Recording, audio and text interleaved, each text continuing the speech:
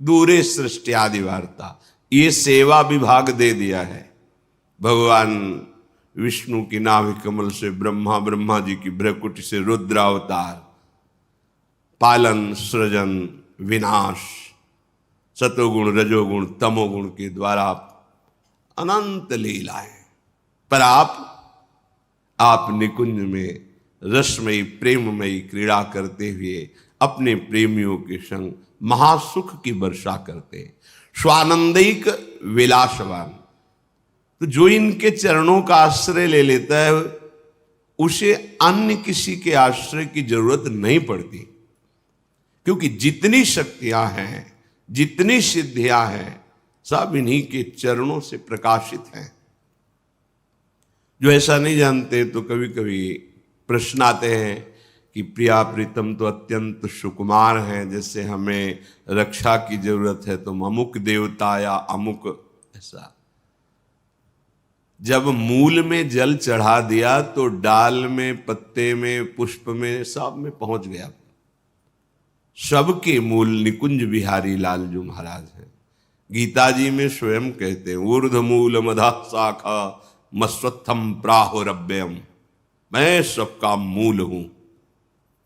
परब्रह्म की प्रतिष्ठा है हमारे श्री कृष्ण, और जो ब्रजेंद्र नंदन के रूप में प्रकट हुए वही निकुंज बिहारी लालजू अपने रूप से प्रकट हुए हैं। उपासक को अन्य आश्रय लेने की जरूरत नहीं है, क्योंकि अन्य कोई है ही नहीं। ये सब इन्हीं का विलास। पर जो निकुंज में विलस रहे तो दूरे सृष्टि आदि वार्ता, सृष्टि आदि वार्ता से दूर, क्योंकि सृष्टि की सेवा के लिए अंश रूप से आप विराजमान हैं भगवान विष्णु, ब्रह्मा, शिव रूप में आप ही विराजमान, दूसरा कोई नहीं। निज महापूर्णात्म शक्त्याश्रयात, इनकी आत्म शक्ति से ही यह विस्तार हुआ है। ये अपने आप को ही विस्तार को प्राप्त किए हुए हैं।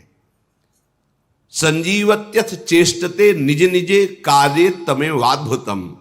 आहा, ये अपने प्रेमी जनों को जीवन प्रदान करने के लिए, प्रेमी जनों का जीवन क्या है? इनकी रूप माधुरी का गान करते हुए, रूप माधुरी का अवलोकन करते हुए, इनकी चरण सेवा में अपना जीवन, तो यही उनकी संजीवनी मूर्य है। ललिता ललित बजावती बीना, गुण गावती सोई जीवन जी जय। कौन से गुण? प्रिया प्रीतम का मुस्कुराना, प्रिया प्रीतम की क्रीड़ा, प्रिया प्रीतम की नाना प्रकार की रसकेली, उसका गान करते हैं। यही जीवन है रसिकों का। संजीवत्यथ चेष्टते, इनकी चेष्टा जीवन है प्रेमी जनों का। वो कोई प्रेमी ही जानता है। अपना प्रीतम, अपना प्यारा मुस्कुरा भर दे तो विश्व के सारे सुख लुटते घूमते हैं। फिर ये विश्वात्मा है, ये जो जो चेष्टा करते हैं, सखियां उनका गान करती हैं, उनका पान करती हैं। यही संजीवनी मूर्य है सखियों की। उपासकों की संजीवनी मूर्य है प्रिया प्रीतम का रूप, प्रिया प्रीतम का जस, प्रिया प्रीतम की महिमा। निज निजे कार्य तमेवाद्भुतम, वो सब अपनी अपनी सेवा में प्रिया प्रीतम को सुख प्रदान करने में बड़ा अद्भुत सुख अनुभव करते हैं। कैसे उस सुख का उदाहरण दे? अनुपम है, उपमा रहित है, पर लौकिक भाषा में। जैसे अपने अत्यंत लाडले दुलारे इकलौते बेटे को मां पवा रही है, तो जब वो बालक पाता है तो उसको कैसा सुख होता है। पा हो रहा है, हृदय उसका शीतल हो रहा है, तृप्ति मां को हो रही है। सखियों का हृदय प्रियालाल के प्रति कितना दुलार से भरा हुआ है। लाल ललना मिली हियो शिरावत मोर, पावे कोई और, तृप्ति करे कोई और, ये महासुख है। स्वातंत्रम, सारी शक्तियां इनके अधीन है, ये किसी के अधीन नहीं है। परम स्वतंत्र न सिर पर कोई। परमम परेश, ये ईश्वरों के भी ईश्वर हैं। निकुंज बिहारी लाडली लाल। परमेश महा मानंदिक वृत्तिम श्रेय, परम स्वतंत्र परम महा आनंद वृत्ति युक्त होकर विलसते रहते हैं। ये अनुभव, ये आश्रय उसी को प्राप्त होता है जो रस का अनन्य हो जाता है, रसिक अनन्यों के संग से। हरिराम व्यास जी कहते हैं, तेई रसिक अनन्य जानवे। कौन है रसिक अनन्य?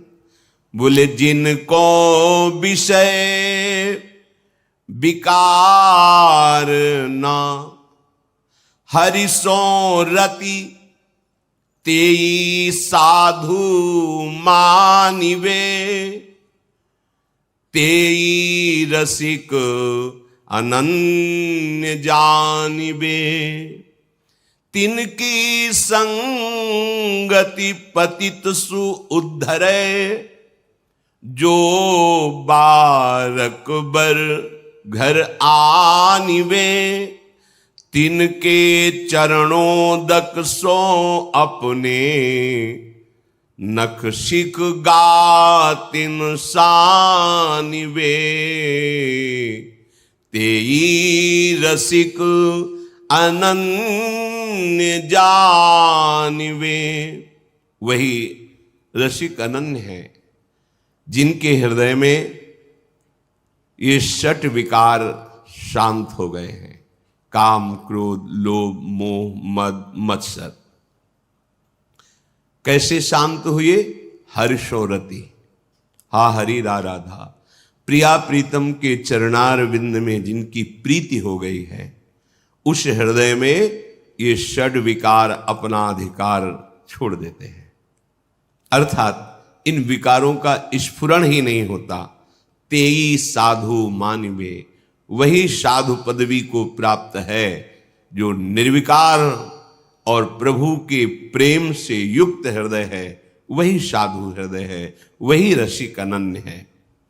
हरिराम व्यास जी कहते हैं, प्रियाजू की कृपा से ऐसे रसिकों की संगति मिले तो हमारा उद्धार हो जाए। अगर एक बार भी इनकी संगति कर ले तो व्यर्थ नहीं जाएगी। जो वारक घर आनवे, एक बार यदि इनके समीप पहुंचना हो जाए या ये हमारे समीप कृपा करके सानिध्य दे दे, एक बार का मिलना वो व्यर्थ नहीं जाएगा, आपका परम मंगल कर देगा।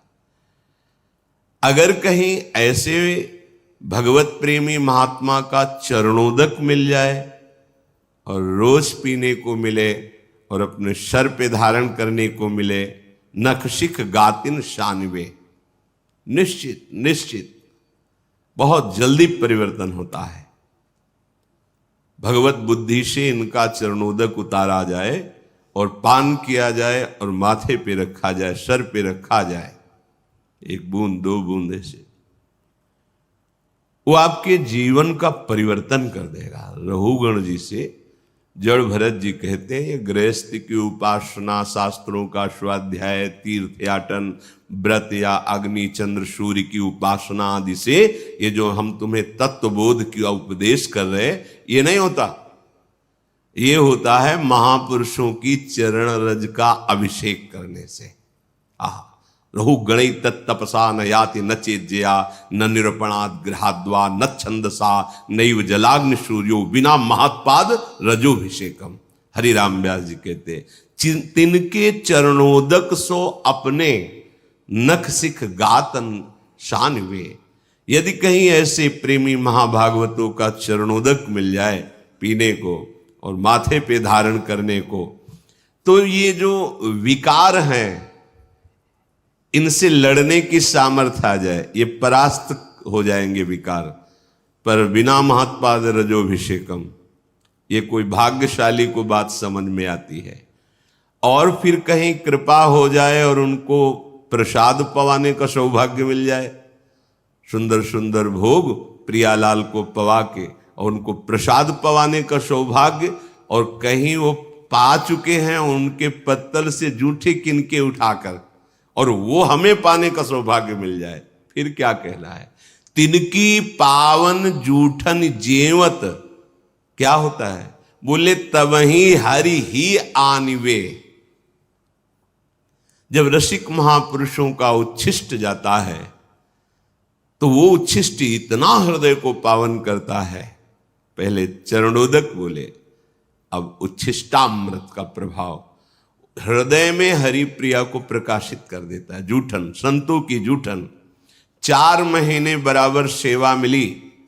नारद जी अपने चरित्र को पूर्व के श्री कृष्ण द्वैपायन भगवान व्यास देव जी से वर्णन करते हैं कि मैं बालक था और मुझे सेवा मिली चातुर्मास्य में संतों की। तो छोटी अवस्था होने के कारण हमें बर्तन मांजने की सेवा मिलती। तो जो जूठन संतों की पात्रों में लगी होती वो छुटा के और उसे पाता और बैठकर उनकी बातें सुनता।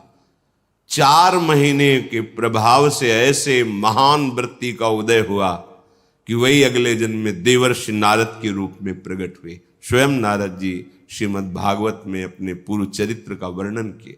4 महीने संतों की सेवा का फल महाभागवत भगवत स्वरूप देवर्षि नारद बना दिया। तिनकी पावन जूठन जेवत तवही हरि ही आनिवे। महापुरुषों के उच्छिष्ट का बहुत बड़ा प्रभाव है। हृदय में हरि प्रिया प्रकाशित हो जाती है इनकी जूठन पाने से। तिनके वचन श्रवण सुनि तिहि छिन मन संदेह भानिवे। बोले ऐसे भगवत प्रेमी महात्माओं के वचन सुनते ही मन के जितने संदेह हैं वो सब नष्ट हो जाते हैं। सारे प्रश्न शांत हो जाते हैं। आप सुनते रहो, केवल कोई प्रश्न बकाया नहीं रह जाएगा। हर प्रश्न का उत्तर आपको मिल जाएगा सत्संग में। आप केवल ध्यान से सुनिए। तिनकी जीवन धन वृंदावन जीवत मरत बखानवे। व्यास राधिका रवन भवन बिनु तेई क्यों पहचानवे। बोले ऐसे रसिकों का जीवन जो प्रिया प्रीतम के अनुराग में है, और ऐसे रसिकों के जीवन की अंतिम श्वास ये वृंदावन ही है। अर्थात वो अनन्य होते हैं धाम के। ये आ ही जाएगा। प्रीतिस्तद वसति स्थले, अपार प्रीति हो जाती जहां अपने प्यारे प्रकट हुए हैं, प्यारे लीला परायण हैं, उस भूमि में जी नहीं सकते आप। अगर प्रभु की शरणागति युगल सरकार की हो गई है तो आपको ये ब्रज धाम, ये वृंदावन धाम ऐसा प्यारा लगेगा कि अब चाहे नरक मिले, चाहे स्वर्ग मिले, चाहे परम पद मिले, इसकी मुझे कोई परवाह नहीं। चाहे अपराध लगे, अब तो हम धाम के बिना नहीं जी सकते। अब हम ब्रजधाम के बिना, दुर्भाग्य है जो धाम के प्रति प्रीति ना हो, क्योंकि यही धाम आपको ऐसे रसिकों का संयोग कराएगा, ऐसे रसिकों का चरणामृत मिलेगा, ऐसे रसिकों का उच्छिष्टामृत मिलेगा, ऐसे रसिकों का वचनामृत मिलेगा। व्यास राधिका रवन भवन बिनु तेई क्यों पहचानवे। यदि वृंदावन में तुम्हारा भाव नहीं आया तो ऐसे रसिकों से तुम्हारी पहचान हो ही नहीं सकती, और बिना रसिकों के पहचान के प्रिया प्रीतम का प्रेम प्रकट नहीं होता। रंच मात्र प्रेम प्रकट नहीं होता। रे मन रसिकन संग बिन रंच न उपजय प्रेम। रसिक अनन्यों का मिलना दुर्लभ है। बस रसिक अनन्यों की बात मान जाए तो रस में डूब जाएगा। जाकी है उपासना ताही की वासना, ताही को नाम रूप लीला गुण गाइए। यह अनन्य परम धर्म परिपाटी, वृंदावन बसी अनत न जाइए। सोई व्यभिचारी आन कहे आन करे, ताको मुख देखे दारुण दुख पाइए। व्यास होई उपहास त्रास किए, आस अछत कित दास कहाइए। हरिराम व्यास जी के जिसकी तुम्हें भगवत कृपा से गुरु प्रदत्त उपासना है मिली है, उसी के मिलन की, उसी के रूप की, उसी के गुण की, लीला की तुम्हारे हृदय में चाहत होनी चाहिए। ये चाह प्रकट हो गई तो सब चाहें नष्ट हो जाएंगी। इस एक चाह में सामर्थ्य है हर चाह को मिटा देने की। क्या? अब इस जन्म में प्रिया प्रीतम से मिलना होगा।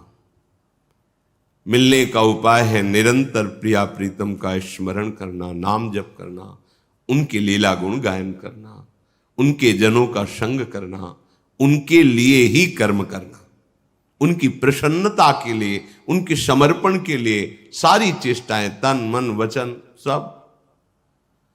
जाकी है उपासना ताही की वासना, ताही को नाम रूप लीला गुण गाइए। यह अनन्य परम धर्म परिपाटी, यही रसिक अनन्यों का प्रेम धर्म है, यही परिपाटी है, यही मार्ग है, यही निष्ठा है कि अपने आराध्य देव के नाम रूप गुण लीला धाम के चिंतन में मगन रहे। वृंदावन धाम की उपासना धाम के प्रभाव से ही सफल होती है। जब आपको समय मिले तब धाम आइए, पर धाम का चिंतन तो आप कर सकते हैं। कई बार सत्संग में चिंतन का प्रकार बताया गया है। अगर कहीं आपको वास का सौभाग्य मिल गया है तो फिर यद्यपि मिले कोटि चिंतामणि तऊ न हाथ पसार। बड़ा दुख होता है जिस उपासक को अखंड वृंदावन धाम का संयोग बन जाता है, फिर किसी विषय इंद्रियजन्य भोगों के लिए धाम का त्याग करके, और भोगों में तब लगता है बड़ी प्रबल माया है प्रभु की, जो प्रभु के घर से घसीट ले जाती है। कब? जब कपट करोगे, छल करोगे, छुपाव करोगे, मनमानी आचरण करोगे तो घर से ले जाएगी। ये घर है, घर से खींच के ले गई, आजीवन के लिए ले गए। भाव नहीं बन सकता कभी। अब बहुत सावधान। वृंदावन बसी अनत न जाइए। अनंत जन्मों की बिगड़ी केवल वृंदावन सुधार देगा। तुम्हारी साधना में त्रुटि हो तो भी वो तुम्हें अपने प्रभाव से परम पद प्रदान करेगा। वृंदावनी प्रभाव सुन अपनो ही गुण देत। सोई व्यभिचारी, वो व्यभिचारी है, बोलता कुछ और है, करता कुछ और है। ताको मुख देखे दारुण दुख पाइए। ऐसे लोगों का संभाषण, दर्शन, मिलन बड़ा दुख प्रदान करने वाला होता है। बहुत कपट होता है। बातें कुछ करते हैं, आचरण में कुछ होता है, चिंतन कुछ होता है। नहीं नहीं, ऐसा नहीं। जाकी है उपासना ताही की वासना, ताको ही नाम रूप लीला गुण गाए। सोई व्यभिचारी आन कहे आन करे, ताको मुख देखे दारुण दुख पाइए। ऐसों का संग नहीं करना। बोलता कुछ और है, करता कुछ और है, सोचता कुछ और है। हरिराम व्यास जी कह रहे वही व्यभिचारी है। व्यास होई उपहास। अगर ऐसों का संग करोगे या ऐसे लक्षण धारण करोगे तो तुम्हारा उपहास होगा, और वो उपहास तुम्हारे हृदय को जलाएगा, क्योंकि स्थिति तो है नहीं। तो त्रास किए, वो बड़ा तुम्हें दुख देगा, बार बार जन्म मरण संकट में फंसाएगा। अगर तुम्हें किसी अन्य व्यक्ति से भोगों से सुख की आशा है तो तुमने सुख सिंधु को जाना ही नहीं। तुम सुख सिंधु के उपासक ही नहीं हो। कहीं समुद्र की प्राप्ति होने के बाद क्षुद्र गड्ढों की आशा होती है क्या प्यास बुझाने के लिए? ये तो प्रेमामृत समुद्र है, और तुम सुख कणों के लिए विषय भोगों में अधर्माचरण युक्त जाओ। इसका मतलब है कि अभी आप बातें केवल परमानंद की करते हैं, परमानंद का भी मार्ग ही नहीं मिला आपको। अनुभूति तो बात दूर की रही। अगर तुम्हारे हृदय में भोगों की आशा है तो तुम कैसे प्रिया प्रीतम के दास हो? व्यास होई उपहास त्रास किए आस अचत, कित दास का कैसे तुम दास कहला सकते हो? श्रीपाद प्रबोधानंद जी यही बात कह रहे हैं।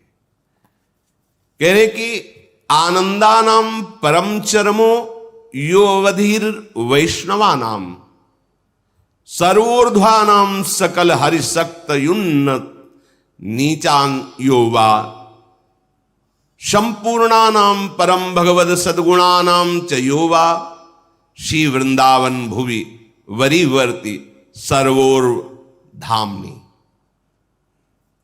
श्रीपाद कह रहे कि वैष्णव का चरम आनंद प्रदान करने वाला ये वृंदावन धाम है। वैष्णव का चरम आनंद क्या है, परम सीमा का आनंद क्या है? हर समय भजन होते रहना। तो यहां फिरे स्वार्थ आपने भजन गए फिरे बाह। पहली बात, जैसे नाम निरंतर चलना, रूप के ध्यान में मगन रहना, लीला गुणों का चिंतन करना, ठीक वैसे ही धाम वास है। धाम अगर आप वास कर रहे हैं, नाम चिंतन में त्रुटि बराबर नहीं हो रहा, रूप का ध्यान भी नहीं हो रहा, लीला गुण में भी रुचि नहीं, तो एकमात्र धाम संपूर्ण भजन हो गया आपका, और यह आपको भगवत प्राप्ति करा देगा। आनंदानाम परम चरमो योवधीर वैष्णवानाम, जो आनंद की चरम सीमा है प्रेम, प्रेम में भजन, वो आपको वृंदावन धाम प्रदान कर देगा। विश्वास कीजिए।